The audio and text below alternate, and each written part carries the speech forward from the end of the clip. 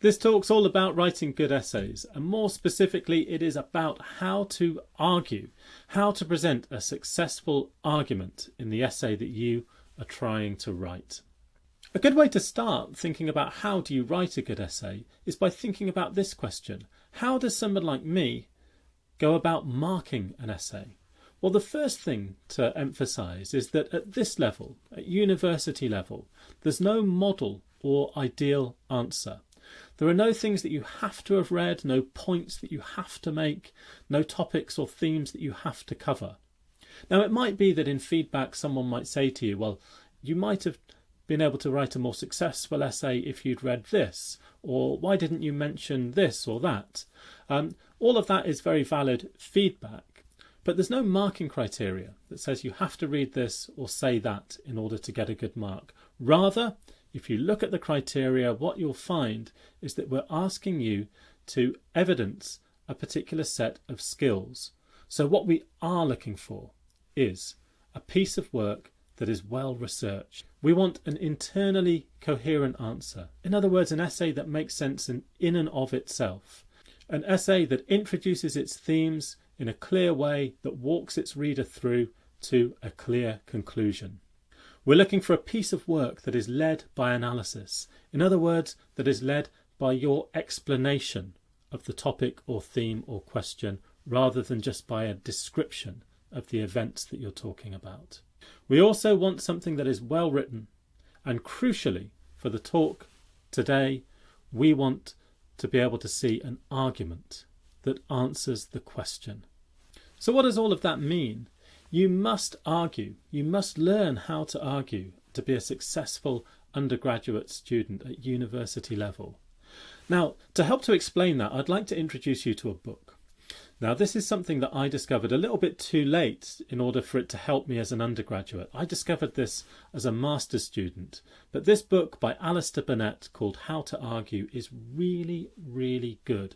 It's a clear, no-nonsense guide about how you can do this really difficult but often misunderstood skill that all undergraduates need. Now, Burnet tells us that one of the most difficult things that students within higher education have to learn is how to argue. If there is one key intellectual distinction, he tells us, between school and university, it is that university requires, indeed insists, that students must be able to evidence intellectual autonomy. In other words, students need to be able to argue.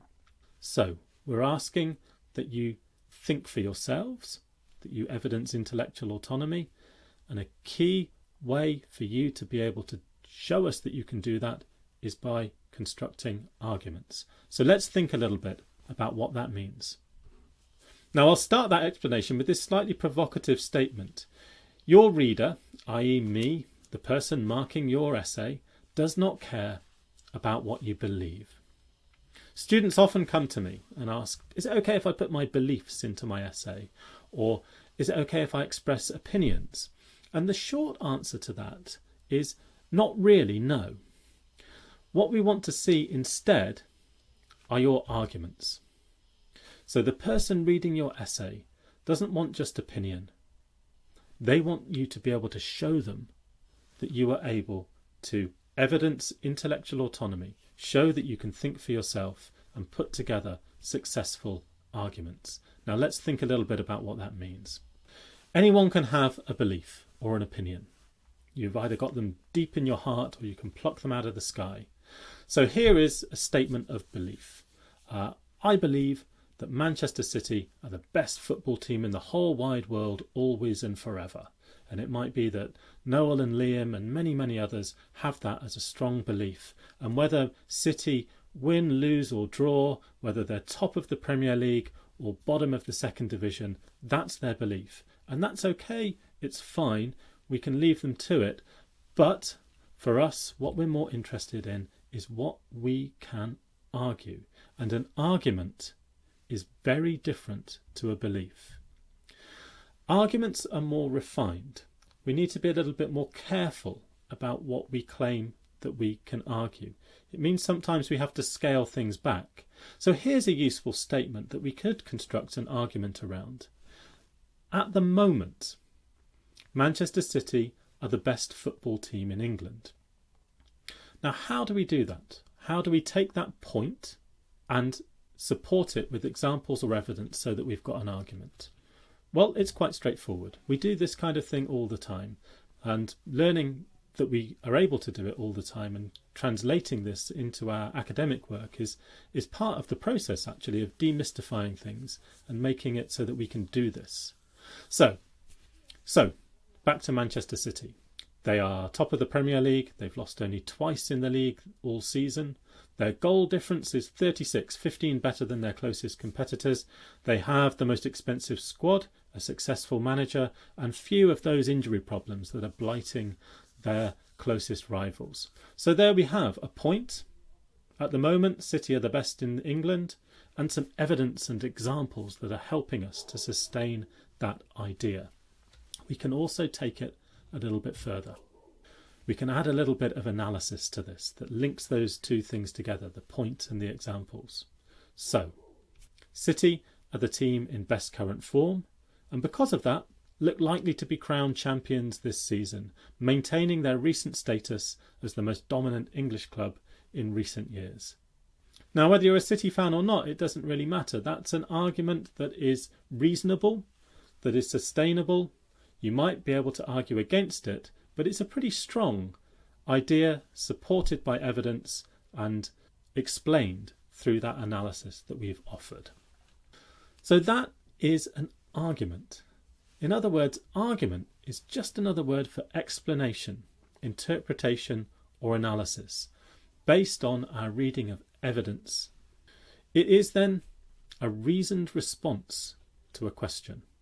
An argument is not necessarily confrontational, and this is where a lot of students get a bit confused because they see the word argument and they think of rows, disputes. But when we talk about an academic argument, we're talking about something a bit different.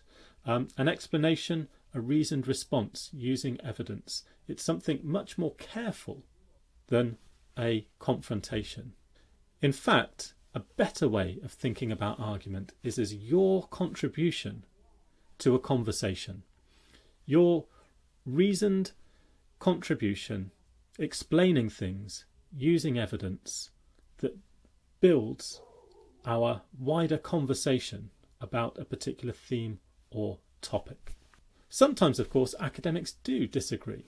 They come up with reasoned explanations using evidence that appear to be in dispute with one another. So sometimes arguments are confrontational, sometimes they are disputes, sometimes they even turn up to be rows.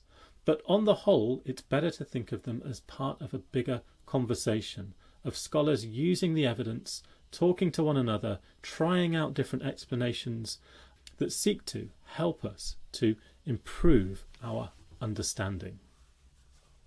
Now that's why, if a student comes to tell me that they plan in their essay to look at one side of the argument in the first part and then to look at the other side in the second, you can be fairly confident that they're going to put together a flawed piece of work, because arguments are much more complex and interesting than only having two sides to them. So, to underline some of that, here's a little bit more advice from Alistair Burnet.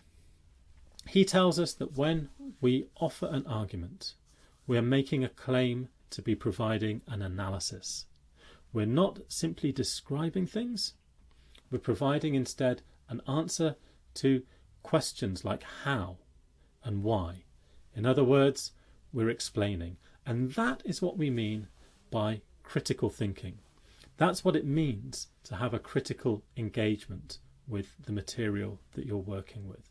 To be thinking about explanation, answering those questions of how and why.